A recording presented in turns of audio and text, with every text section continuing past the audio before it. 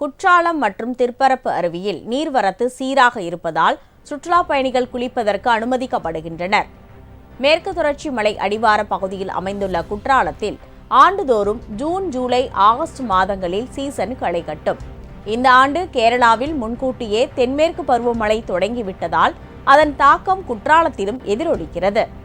Main அருவி, சிற்றருவி, ஐந்தருவி உள்ளிட்ட அனைத்து அருவிகளிலும் கடந்த ஒரு வார காலமாக வெள்ளம் பெருக்கெடுத்து ஓடியது.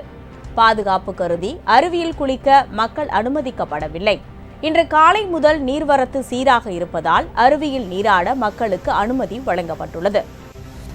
நாங்கள் 7 நாள் ஆச்சு, மதுரையிலேருந்து வந்திருக்கோம். ஃபேமிலி 20 பேர் வந்திருக்கோம்.